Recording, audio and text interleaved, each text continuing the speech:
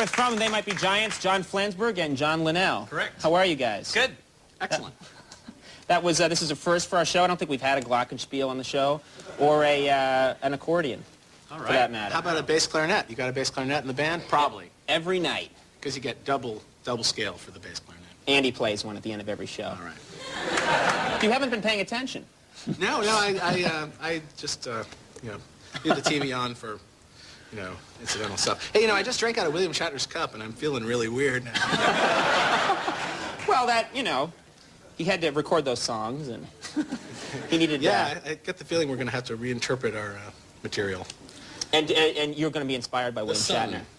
Is a mess. Now, that's a...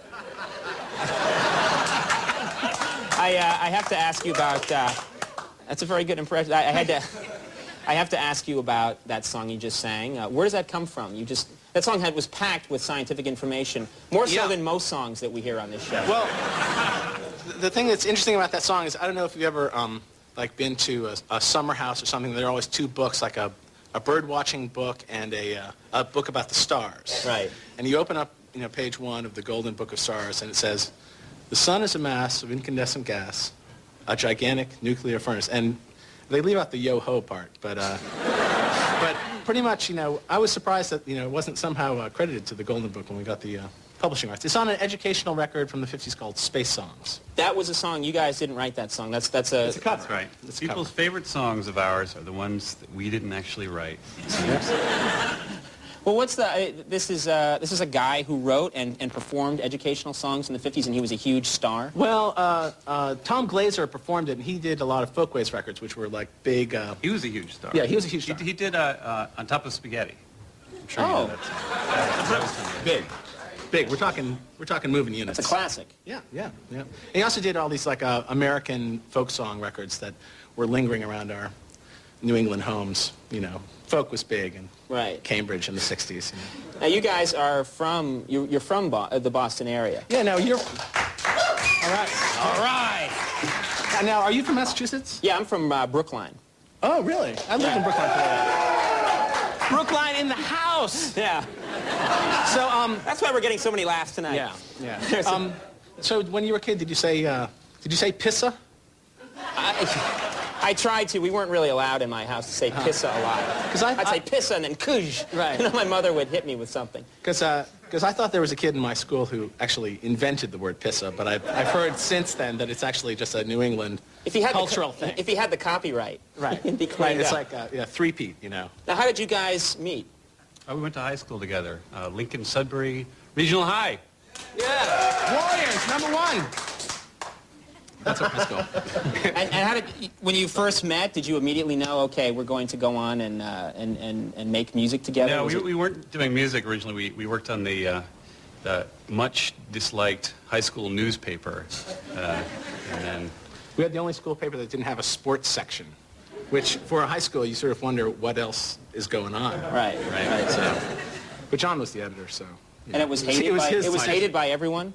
Well, it paper? was liked by everyone on the staff. Right. That's Somebody the important suggested thing. calling it Vanity Fair, actually, at the time. Oh well, now you guys had you've had an interesting career. You've been together. How long have you been playing together? Making records. 100 years. Actually, That's 100th incredible. Anniversary. I'm 182. No, we've actually been playing out for about 10 years, I guess. We started in the early 80s and during the New Wave explosion. That's right. New Wave will never die. Now you guys had didn't you have you had a call-in number or something? We still do. We still have a dial-a-song service, which is absolutely free to anyone who calls. It's a long-distance call if you're outside of New York. But if you're in New York, or if you just, you know, call from your folks' house or something. And this is and what happens when you dial it? You hear, can you pick the song you want, or whatever song is, you don't have a choice? We've got the machine, it's computerized. We actually have the machine that allows you to do the thing, but it seems so bogus to actually have, like, you know, press 1 for song. So we mixed it up ourselves. All right, and the number, I guess, is 718-387-6962. They're flashing on the screen. There you go, 718-387-6962. That is cool, yeah.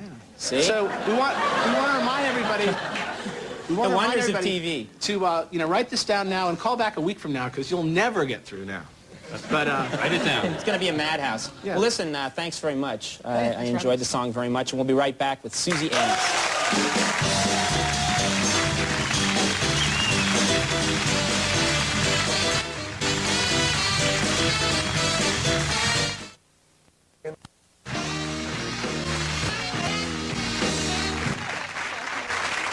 Oh, we're back.